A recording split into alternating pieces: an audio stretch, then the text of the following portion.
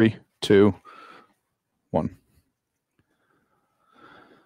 Good evening, everybody, and welcome to the first live video podcast on Bible Study on the Farm. My name is Patrick Hayes. I'll be your host tonight, and joining me tonight is going to be my friend Zach King. So I'm going to get Zach on over here, and I'll introduce him, and we'll jump right into the topic.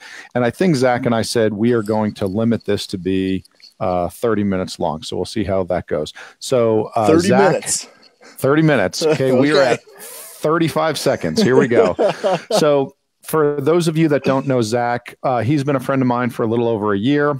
He is on the pastoral staff of the church that I go to. And I always enjoy hanging out with Zach. We always have great conversations. It's always about the Bible. I love bouncing stuff off him that I think about. And oftentimes when I have a question, Zach's one of the guys I like to go to with it because he's a thinker and I appreciate him. And he's always willing to be honest with me. And if he doesn't know something, he's willing to be honest about that and find me an answer. And I really enjoy our relationship, and I very much appreciate your friendship, Zach. So with that, is there anything that everyone here needs to know about you before we jump into the topic at hand? Well, I think what might be surprising to everyone who's listening is that I basically feel the same way about you. So, yep. For those that know me, yeah. No, I think that's a good intro. I would like to just do a quick shout out to Caleb. I've never met him. I'm really excited to get the chance to at some point and maybe get on the podcast with him, but he's got some other things going on tonight, and so he'll be around, and it's going to be good. Yeah. So for some of you that might now keep in mind, we got kind of two things going here, and I'll try to do this quickly, and we'll jump right in. So I have my Bible Study on the Farm Facebook page. I do a Bible study every other Thursday, and now I'm going to try to do a weekly live video podcast. And then after this, we're going to rip the audio and put it on Amazon Audible, so you'll be able to download it and listen to it whenever you want. Caleb is a good friend of mine, and we started another Facebook page called Bible Thumper. So if you are not a follower of Bible Thumper, please get on there, like our Facebook page. I think only 10 people like it so far because I started it last night. But get on there, and we're going to have a live video podcast once a week. And it's going to be low key. We're not doing any prep work for it. It's just a couple guys talking about the Bible. It's supposed to be fun. It's supposed to be entertaining. And hopefully it'll be thought provoking. So with that, I see that we have 4 people with us. And let's see. Everyone says it sounds good and it looks good and they're watching. Okay, so we're going to like those. They said that it looks good and that they're watching? It looks good, sounds good, and they're watching. So hey. that's the trifecta. So anyone that is watching, please send a comment in through Facebook and just let us know that you're here. If you have a question, please let us know. You have a comment, we'll read it and we'll go from there. Okay, Zach, please introduce our topic. You picked it. I want to hear it, and we'll jump in. I did pick it, and we talked just briefly yesterday about if there's anything that was really kind of tickling my fancy at the moment. And the only thing I was thinking about throughout yesterday and today was, we have had some church shootings. There was obviously the 2 in Texas with very different outcomes. Right. And so I know that a Christian using lethal force is one of those things that's debated. I think it can be a confusing topic. And so I think it'd be fun to sit down and talk about for about half an hour. And so all right. I think the easiest way to do this, I think, Patrick, would be for you to go ahead and set out your understanding of this idea, and then I'll bounce in with some thoughts. Okay. So the short answer to should a Christian ever use lethal force for me is absolutely, especially when you're taking aim on a tasty animal. Okay. You want to kill that thing. Okay. And you want it to be a clean kill. You want it to be humane, and you want to put that thing down. You want to gut it and eat it. Okay. There's a great line from Jace Robertson, right, in Duck Dynasty, and there's this episode where it's just a mess. They're in the back of an RV and they're hauling ATVs from somewhere to somewhere, and they found all this bogus food in the back of it, and they're eating it, right, and things start smelling a little different as time goes on, right, and the line from Sai says, whatever he ate is dead, and Jace says, Sai, everything I eat is dead. You're not gonna. So I'm with you so far. Okay. All right. So, as far as a Christian using lethal force, so this is my thought. Okay. It kind of okay. So really we're dealing with a person killing another person. Okay. So what I see, there are 4 examples of when that is permissible. Okay. So the first one is going to be capital punishment. Okay. And I'm actually going to type these out because I'm able to put text on the screen. Okay. So 1, capital, just wildly punishment. Professional. Okay. Yep. Oh, well, we're going to see. Actually, no, doesn't. We'll see if that works. Okay. So number 1 is capital punishment. And keep in mind, there's a system for that. There's a process, and the Bible goes over it. And if you don't know what it is, I actually have like a 10-minute video on my Facebook page where you can watch the whole thing. So if you don't like me now, you watch that video, you'll have some real good reasons not to like me in 10 minutes. So after capital punishment, then you have war. Okay. So in the case of war, when you're defending your country, you have the right to kill the nation that is attacking you. So the nation of Israel believed this all the way back from the time of Joshua. I would say all the way back to the time of Moses, because keep in mind, Moses's plan originally was to go into the promised land and to kill the bad guys. Now he didn't get in there. Okay. And Joshua had to take over. But the fact is, the fact is that, Joshua went in there and they ended up killing the bad guys. Israel has the same policy today. Okay. It's gone all the way through the Old Testament. It's gone through the 400 years of silence in between with the Maccabean revolt. And we can read about that. And then we read about the nation of Israel that was founded in May 18th of 1948. And Zach, what did they have to do in the first week that they were a country? They had to defend themselves. Oh, man. There were people surrounding them that hated them, and they were attacked by multiple nations. And they did it every time on the Sabbath day. They did it on one of their feast days so that they knew the army was not ready to be mobilized.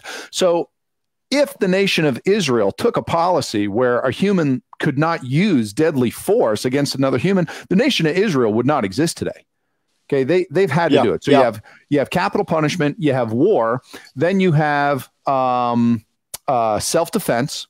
Okay, so in self-defense, you have the right to defend yourself. You can save your own, you can save your family's life, and I believe the Bible even gives provision for this, and it talks about this. And then I got a blank. I lost the 4th one. So let's see. Well, you'll track it back down, but do you? Yeah. Do you see like the Israel going to war? War is an interesting one. I watched 1917 last night. I've done a bunch of stuff on wars, and they're always a different animal. Do you sense a difference though between the Old and the New Testament? Because I think that's where people really start getting hung up. It's like I can read the book, I see what it says, right? I know what Israel had to do. I get all that, but like, does the Sermon on the Mount change things? Does Paul change things? I know that's where it comes into play. Okay, so, and forgive me, while I'm doing this, I'm getting on a Bible program and looking some stuff up. So, the short answer is no.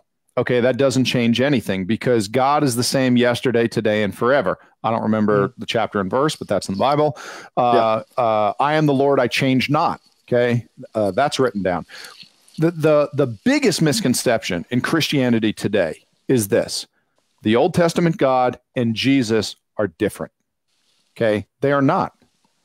Okay, they are absolutely not. We do not believe in polytheism. Jesus is not a different God than God the Father. Okay, Sure, they break up into different roles and different responsibilities, and they seem to appear at different times for different purposes, but we are monotheistic. It's the same God. What we're seeing is different sides of the same God. So keep in mind, the other thing that Christians often miss, which keeps them from understanding the Bible as a whole, is that the God deals with different people at different times differently. Yes. Okay, you have to understand that during the time of the judges, Moses and all the judges in the book of Judges, those people, there wasn't a king, there wasn't a government, so to speak. There was the judge who was able to speak directly to God and get answers directly from God when they had questions, when they didn't know what to do. God, what should I do? When you read the Pentateuch, the first 5 books of the Bible, it seems like Moses would be asked a question. He would turn around and say, God, what am I supposed to do here? And then God would answer him, and he'd look back at the people and he would answer them. So during the time of the judges, God related to people differently than God did during the time of the kings. And that's when we really have the prophets come in. Okay. And we see that things have changed. And then we also find out that, later governments are different in that Israel had nothing to do with the government. Because all of a sudden they're under the Babylonian control and they're under Egyptian control. Okay, so there are a lot of differences. And if people don't see that, they have trouble when they read through the Bible because they're like, well, it seems like it's a little different here. Well, it is a little different there because the whole setup was different at the time. Okay, but God is the same. The Old Testament and New Testament God are the same. So no, I don't see that. Now, let me give you a quick example of Sermon on the Mount, Jesus kind of God, New Testament, feel good, happy, good time, banana, rock and roll, Jesus. Okay. Kind of God. So if capital punishment is instituted, which I believe biblically there's a case for, if someone were to murder, someone that I love, my wife or one of my children, I would hope that the state, not me, the state would give a fair trial, and then they would execute that person publicly. That was the only way the Bible did it. Mm-hmm. And they would do that so that society and evil from amongst them. Okay. Now, before that happens, it is imperative that I forgive them. I pray for them. And I am given the opportunity to give them the gospel so they can get saved and they can go to heaven because I love them. And that, I believe, is how, the Sermon on the Mount and Jesus and the New Testament and, fit in with justice. Love does not mean justice does not exist. Okay. And justice does not mean love does not exist. Sure. I lost the video there for a second, but that's what I got. Tell me what you think. Well, I heard you the whole time, so we're good. Yes, I think those are some pretty interesting points. So we know that there's a seemingly a difference between the two, between the Old and New Testament, and I think part of you hit right on the point with a few of those, that it's the same God, but he seems to do things a little bit differently, right? There wasn't when Joshua was going into the promised land, there wasn't a whole lot of, hey, why don't you sit these guys down for a little bit, teach them about the Passover, see if they want to be circumcised, and then if they decide not to do that, then we'll deal with wiping them out.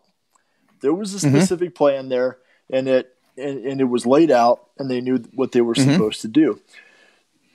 Jesus seems to spin it on its head a little bit in places like the Sermon on the Mount. And I like the discussion there right at the end about even if someone they go through the trial, they're found guilty, you still have other responsibilities that are different from what the Israelites would have had, going into the promised land. And so I agree with all that. I can see, though, where there's an argument where you could say, even if it's the state, that as long as the state is in charge of doing an execution, or the state is in charge of running a war, then I don't have to, there's no blood on my hands, right? And so, like, I was thinking about, sometimes the Bible is descriptive, right? Sometimes it's prescriptive. Sometimes they both work together. So, like, for instance, you take David, right? And you take the episode with Bathsheba, and you go, well, but you get Solomon, and everything seemed to work out all right. There's the temple. So, like, is the Bible prescribing then that it's okay? Like, you'll be forgiven for, right? Yeah, I think that's a stretch. I mean, I don't think you believe that, Absolutely not. Total stretch. Total, complete stretch. But so sometimes it's just descriptive, right? This is just what happened. Yeah, this is what happened. We're telling the story. This isn't what God didn't tell David to sin. God never tells people to sin. So then you flip over to, if you do the passion story out of Luke, they're up on the mountain. Jesus has gone off to pray. He's in all this distress, and Judas comes up the mountain, and he's got all the guys behind him, and they've got clubs and swords and whatever else. And the guys say, do you want us to draw some swords and start taking care of this? And Jesus tells him no. Peter takes out the sword. He cuts off the guy's ear, right? And you get that whole story. And so does that story then become descriptive of this is what happened, and Jesus had to go die at this moment? This isn't supposed to be a fight. He is supposed to be arrested and killed for everyone's sins. You don't want to mess that up by fighting. So I need you guys to stand down. Or is it prescriptive of Jesus saying, look, this is a new thing. This is a new way we're going to do life. You don't have to fight back like that anymore. Okay, so let me try to jump in here. Okay, a couple things. And actually, a question was brought up by one of our followers here, Scott.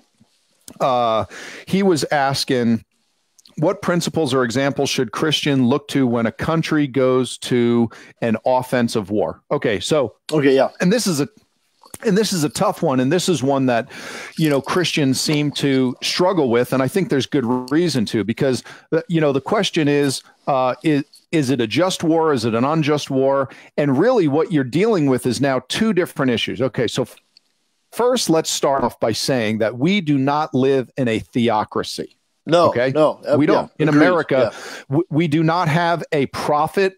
So you got to remember that the nation of Israel is very, very different from America. Okay, the nation of Israel that we read about in the Old Testament, God literally lived in the middle of the city of Jerusalem. God lived in the middle of the camp when they were wandering around. And then we find out later in the book of Ezekiel that we see the Spirit of God depart from the temple. Okay. And we find out that he is gone and he doesn't come back during the New Testament time, and he's going to come back later, but we're not going to get into that. Okay. There's reasons for that. Sure. And we find out that all of a sudden there's a diaspora. Okay, so the Jews are scattered, and all of a sudden the Jews are living in different countries all over the world. So now they're subject unto the government that they're under, just like I am. Okay? Multiple different governments all over the place. Yep. Yeah. So then let's talk about the Christian today and the Christian in America. Okay, the trick is, if you decide you're going to sign up for the military, then your oath that you are taking is to do what you're told in the military, right? Now, I'm not saying that there is never a time for civil disobedience because you feel like you need to do what is right in God's eyes. Okay, there has to be a time for that. The clear explanation of that would be the Nazis in World War II. The fact is, in 1936, the German Supreme Court passed a law stating that Jews were no longer people in the legal sense. And Right, therefore, right, yeah. we're allowed to round them up. We're allowed to work them to death. As soon as they can't work anymore, we can just execute them and push them into a ditch on the side of the road. Just because that nation made that law does not mean that the Christian can follow it. Clearly, that's a time where you have to say, you know what, I'm going to stand before God. Yeah. And it's more important that I can stand before God with a clear conscience. And I am fine explaining away the sin of civil disobedience in order to obey what I believe is much more important, which is honoring life. Okay. So now, sure. Yeah. Then you have the idea of, well, I'm going to go to war. I don't really believe in this war. Okay, well, you're not going to believe in everything that your government does. I still pay taxes knowing that they promote horrible things. Horrible things. Well, yeah, sure. And I know that there are Christians that don't support the government and don't pay taxes because they support the horrible things. Okay, you ready for this, Zach? You want to know something else? Yeah. I've given my tithe to my local church that has supported stupid, ridiculous things and wasted the money when there are clearly easy ways to support the work of God. But you know what? I give it nonstop. I've given a dime of every dollar I have earned since the time I've been saved, and I'm going to continue to do so. I'm going to continue to pay my taxes. Okay. Mm-hmm. And I hope and I pray to God that there's not a time that I have to stand against my government for the purpose of serving God. Okay. Boy, amen Zach, to that. I totally lost your question. What was your question in all this? Well, so part of the deal was the descriptive and prescriptive part of the scriptures, right? And so when Jesus is being arrested on top of the hill, is what he tells Peter descriptive, as in it's just part of the story. It was a specific moment in time that's super special to Jesus, and we all know that and get it. Or was it descriptive for Jesus to be teaching Peter to say, you can put the sword away now. There's something new that's here, and we're going to do it a different way. I mean, I think that's the first part of the question. So, yeah, go ahead. So, as a Christian, today, one thing that I've learned is that there might come a time where I have to pick up arms and fight to defend my family, to fight off a tyrannical government. The only thing I know for sure is there is one battle I will never, ever, ever have to fight. And that is to fight on behalf of God. I never have to do that. Yeah, there is never a time when I have to pick up. You got it. Yeah. And he's done it in the past. And it says that there's a time coming when he's going to do it again. And let me tell you, he doesn't need my help. Okay, you want to know what God can do? Go to 2 Kings. I forget what it is. I want to say it's chapter. I'm going to look it up. Okay, but it's a time when one angel of God in one night, Zach, in one night slays 187,000 Syrian soldiers.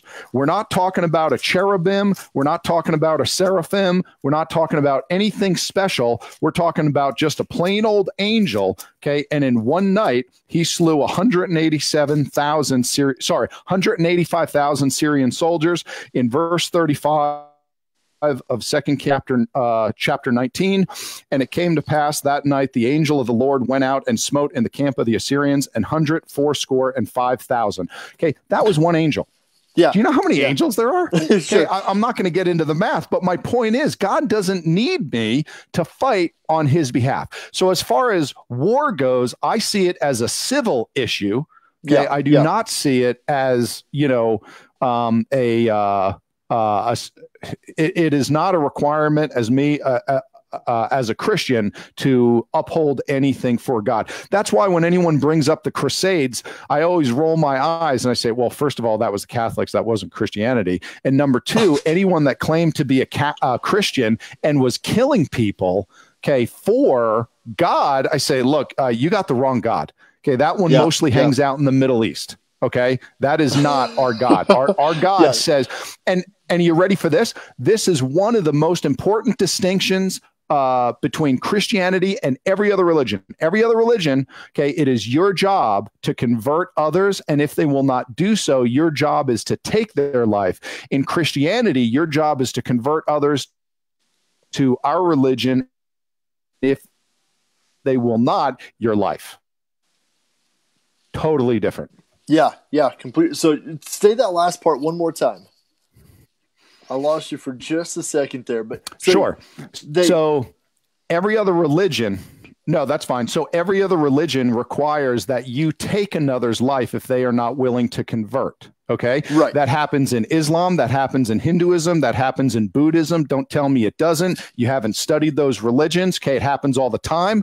Okay. Whereas in Christianity, Jesus commands us, if you cannot convert someone, okay, it is your job to give your life for that person. Okay. Never take a life. Exactly. It is always to give your life. Okay. For Christ and for his kingdom. Okay. So I'm real totally quick with you on that. Yeah. Do you have some more questions? I got a couple of stories I got. No. Jump in. Give me a story. And I'm going to get to some comments here in a minute.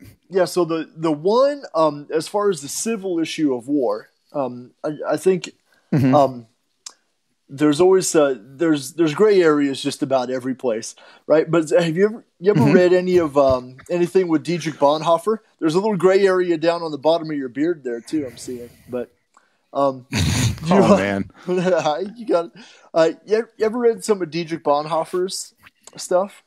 I don't think I have. So, I've heard the name, but go ahead and enlighten me. So Eric Metaxas wrote a great book on Dietrich Bonhoeffer. He was a seminary professor and a pastor in Germany in the 30s and 40s, 1930s and 40s. Came to America for a while. Okay. Yeah, so you need to read up on him a little bit.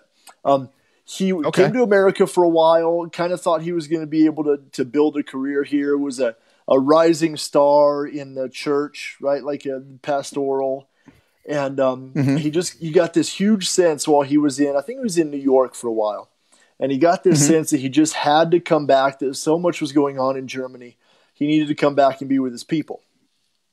So he comes back, and Hitler is sort of working his way through Germany and taking over the churches, right? There are even stories of taking the crosses off of the walls and putting pictures of Hitler, right, up in the churches, right?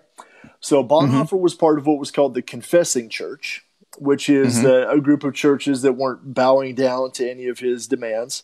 And it was a mess. It was really, really brutal, of course, in the late 30s and into the 40s. But he was a pacifist. Bonhoeffer was. And he's teaching at the seminary, and he's pastoring, and he's got all these guys.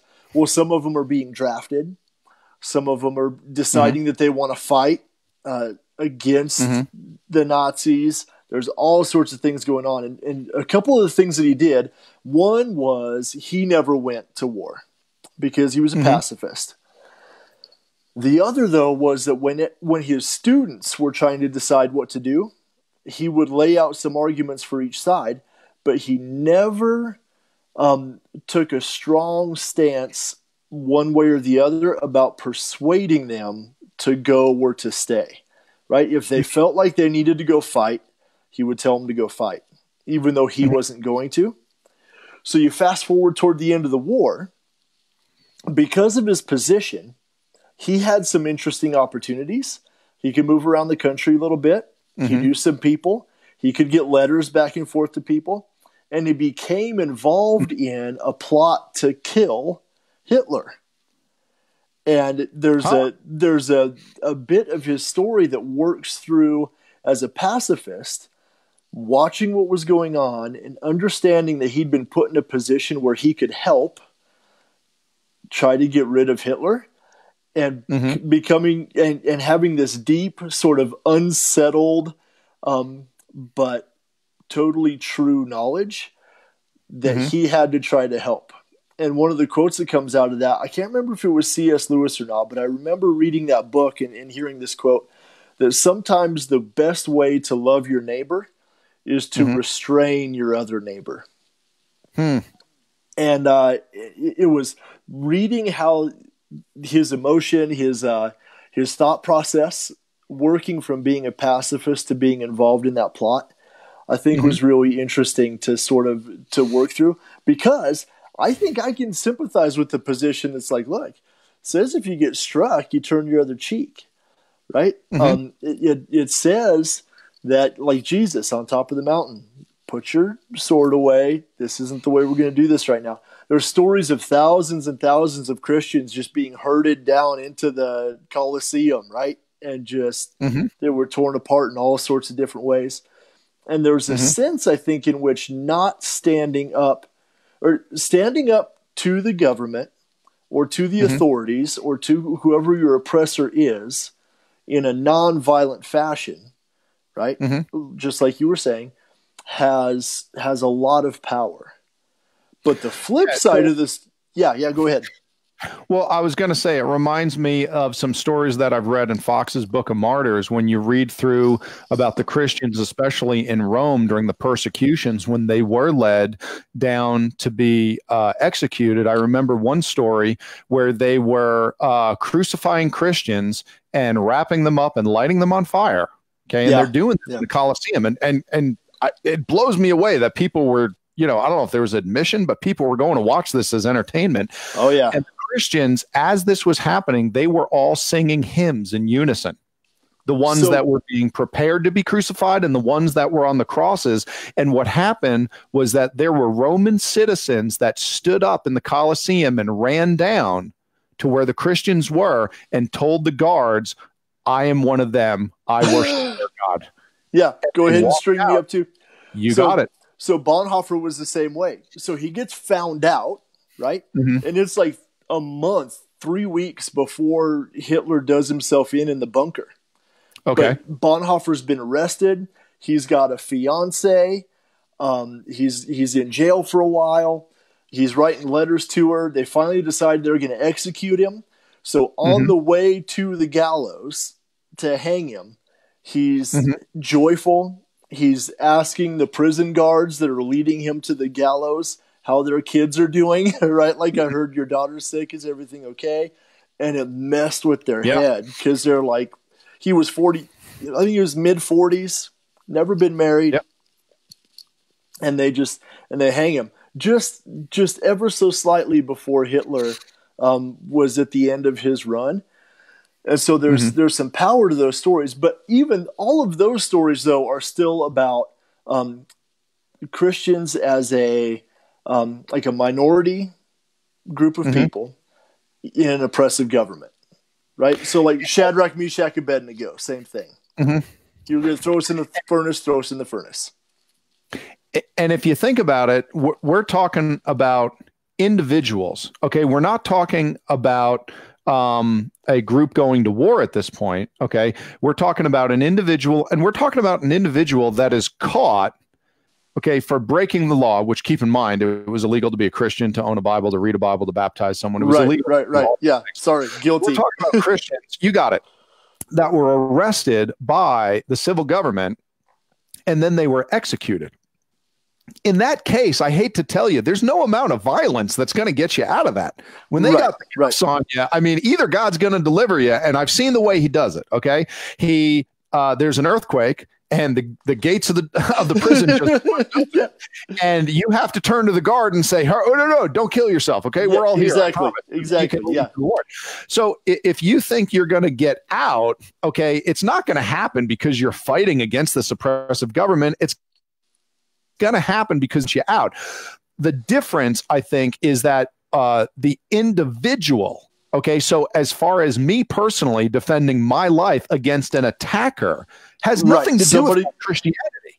So, and that's kind of where some of the comments are going, and they want to hear about it. So can we move over to what we would call self-defense, talk about that line, because, I think whether we clearly answered the war question and dealing with an oppressive Babylonia, we tried. I don't know if we did it well. Okay, but let's talk about self-defense and that idea. So go ahead, start us off with whatever you can think of. Tell me why I should not defend myself and my family when attacked by an assailant. So it's 3:00 in the morning. You accidentally left the door unlocked. the car alarm goes off. The guy, who knows what's going on? Like, is he looking for money? Is he just looking for trouble? Who knows? And he's in the house, and he draws a gun, pulls a knife. I don't want to make a ton of distinction between, like, okay, if he's got a gun, then you do this. If he's got a knife, you do this. I mean, yeah, so physically, I can see that being the case, right? Like, a guy wanders in drunk off the street and just happens to get in the house. I'm not pulling triggers the second he puts a foot on the ground, right? Sure. But, yeah, so every situation is going to be dealt with differently in a sense. Yeah, 100%. But the question is, does the Christian ever have the right to use lethal force to defend himself? Start out with a yes or no answer. Ever? I think they have the right. Yes. Okay. Now, would I do it? That might be a little bit different. So the Romans 14 thing is really strong for me here. One person says that one day is holy. The other person says that every day is holy. I think there's a sense of that here. Now, I really do lean as heavily as I can toward non-lethal restraint of an assailant, right? Fair enough. We're talking about the situation where it is you are unable to do it. Okay, you have to either be aggressive or a pacifist. What do you do? You're in the church. A guy shows up with a gun. You got because we got two stories, right? A church with nobody using a gun, 27 people are dead. A church with guys using guns, 2 people are dead. Right? Yep. Yeah. Choice is yours. The choice is yours. And so when there's other people's lives hanging in the balance, boy, that is a real tough question, isn't it? It is a real tough question. I mean, so your answer is yes, right? Unequivocally. And you do what you got to do. My answer, okay, is simply that. So, and understand, okay, God does not forbid the killing of people across the board. No, there's no way we could say that because he clearly commands it over and over and over again. God gives us a list. Kidnapping is a capital crime. Sexual assault is a capital crime. Go down the list. There are so many of them. Clearly, God is okay with taking a life under certain circumstances. I think it would be absurd for any Christian to say that God doesn't see that. For me, what I got to remember is that God is the giver of life. Okay. And that is why it is so precious, and nobody is allowed to be executed under capital punishment without going through a procedure that all but guarantees that they did it. As a matter of fact, it was way easier to get off than to convict and stone someone to death. You basically had to do it in front of a couple of people. So I think God, the life giver, wants to preserve life at all cost. With that being said, that includes me, the papa. I have to preserve my own life. I have to preserve the life of my wife. I have to preserve the life of my children. They are my responsibility. As a matter of fact, God even says in the Proverbs that children are an heritage of the Lord. They actually are owned by God, and God lends them to me. They're his property that he lends to me for me to raise, and then they are later redeemed, and he gets them back, did a good job, and they honor him. So I am in charge of protecting God's property. That's insane. And if that property can be saved through lethal force, I don't see how I am not allowed to do that. I think one of the things that's really good to think about too is that when we get into these really sticky situations, like I've never been anywhere close to a situation where I had the necessity to use lethal force, right? And so you kind of, your mind starts playing tricks on you, where it's like, man, every third day you're gonna be faced with this situation. Like, what do I need to do and what do I not? And so, I like a lot of what you're saying there. I think it's a lot easier for, like, if it was just me, if I'm alone in the house, I go, you know what? If you're going to do it, so be it. God loves you, man, and have at it. The kids, the family, the church, that makes it a little bit stickier deal. Now, you've taught a bunch of you don't teach self-defense classes. You teach. Okay. So I see where you're going. So, FYI, I'm an NRA instructor. Okay. I teach basic pistol courses. I teach personal protection in the home courses. And if you want to get your concealed carry permit in the state of Colorado, I am certified to do that. And I don't teach those courses much anymore. I used to teach a couple every month. And for me, you got to understand that I'm a Second Amendment nut. I mean, I love guns. They're a fun hobby. We go shooting with the kids. We're hunters. I'm a very bad hunter, but I love sitting in the cold for a week at a time with my kids in the woods. Okay? And for me, the way I look at it is that carrying a pistol every day in my life, which I've done for 15 straight years, it's a lot like life insurance. Zach, I have life insurance. And if I die, I have that so that my wife and my kids will be taken care of. I don't plan on using the life insurance. Absolutely not. I am cashing that in. Right. It's there for the unlikely chance that it's needed. And in the same way I carry a pistol, personally, if it's just me, like you said, I also carry non-lethal means of force, and I hope I could use one of those to peacefully, stop the bad guy with minimal damage. But at the end of the day, okay, I feel like I have a right, because of my knowledge and ability, to not only protect my wife and my children, but also to protect yours. And I believe that anytime there is an active shooter, okay, and that is someone with a gun that is just pulling the trigger and trying to kill people, if I am able to stop that person by any means necessary, I believe that the loved ones of those that are present would all come up and thank me. I can't think of one that would come up to me and said, "I can't believe you did that. You should have let him keep going." Right. Sure. And sadly, that reality is becoming a little bit more and more possible, it seems, on a fairly regular basis. I hope that that's not actually true, but it just seems like it is. But so there are a lot of things to go through before you get to the final conclusion there, right? Like, there's a lot of ways to stop things from happening before you're faced with the choice of my kids die or he dies. Right? I mean, there's a lot of places that you got to go through to get to there. Is there anything in the classes that, like, do you teach shoot them in the kneecaps, like that kind of stuff to try to slow down any of the? Nope. Heart and head right out of the gate. In our class, Zach, we teach how to.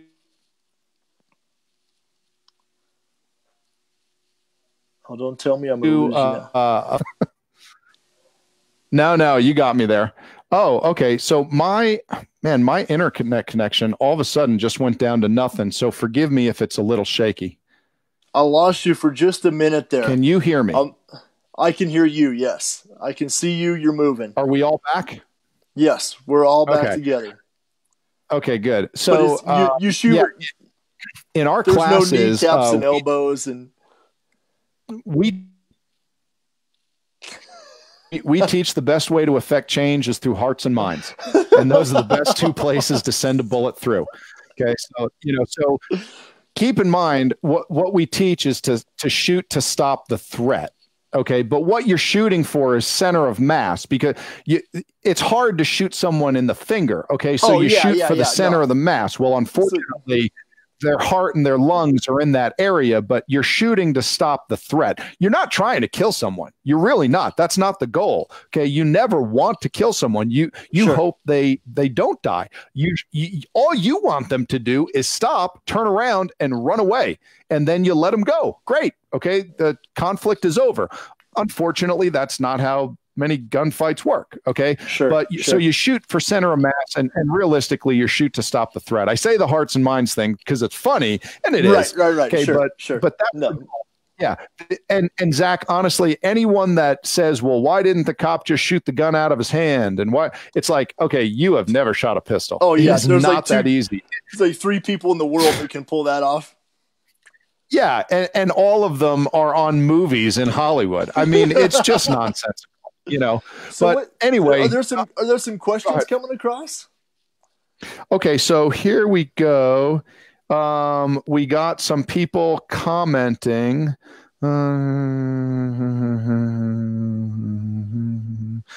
Yeah, there we go. I don't know anybody that that feels like their eternal salvation is in trouble. You know, from I don't know that anybody that has that kind of guilt. It's like, man, Jesus says turn the other cheek, and so if I stop somebody in a self-defense situation, then I'm forfeiting my salvation. Have you ever heard anything like that before?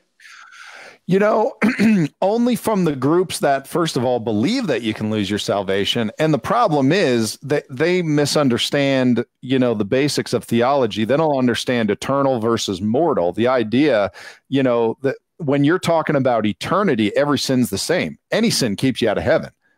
Okay. Absolutely. And for that matter, Zach, I hate to tell you, but if murder keeps you out of heaven after you get saved, what does Jesus say is the same as murder? What does Jesus say is the same as murder? Yep. Anger.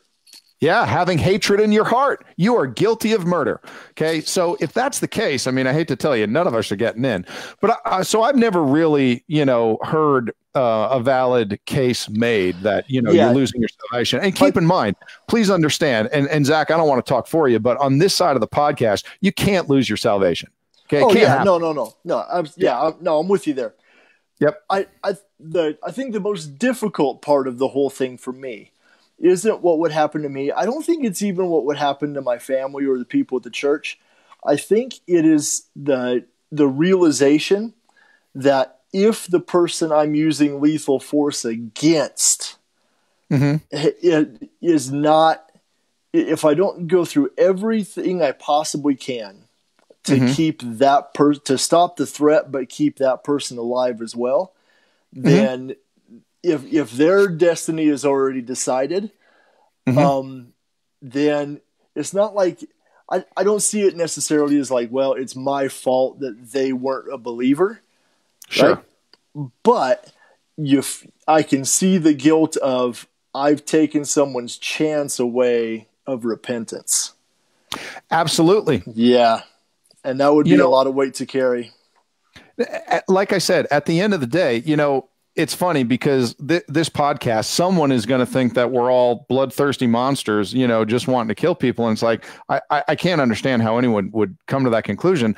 You know, my goal is to never be in an altercation like that in my life. And guess how many gunfights I've started, Zach? Yeah. I'm going to start with 0 and work down. Yeah. I'm not doing that. We're talking about people that put us in a place of danger. I'm not the one going around starting fights. Okay. Sure. You know, we're just talking about being able to protect those we love, you know, and trying to see what the Bible has to say about it. Zach, we are at 48 minutes. It gets pretty easy, doesn't it? I'm telling you, man, I don't know where you want to go from here, but I'm thinking we've hit the subject. We have 8 viewers currently. I don't know how many likes we have. Comments. I'm sorry for those of you where I did not get to get over to your comments. You know, for those of you that put up questions, I think we tried to answer them. So I had a great time doing this. Absolutely. I'm going to say that we should sign off. Zach, go ahead and say goodbye. Yeah. Did we get any dislikes? I don't think Facebook allows those. So, you know, I think some people disagreed with some stuff we've said, but, you know, guess what? We kind of assumed that was going to happen. That was happening to me a lot longer than before 8 o'clock tonight. So, yeah. Patrick, had a good time. We'll talk again sometime. How about that? Okay, man. I appreciate you greatly, Zach. Thanks for coming on. We are going to be back next week, same time, 8 p.m. Rocky Mountain time. Hopefully, we'll be back on the Bible Thumper Facebook page. If you did not like that page, please follow us on Bible Thumper. I'll put it in the comments so you can find it. Just click on that, go over there, like that page. We're going to do a live Facebook video podcast every week at 8 p.m. Rocky Mountain time, and that'll be 9 p.m. Central. And with that, we love you. Thanks for coming. Please be sure to read the Bible, get into the Bible, make studying the Bible your hobby, and we'll see you next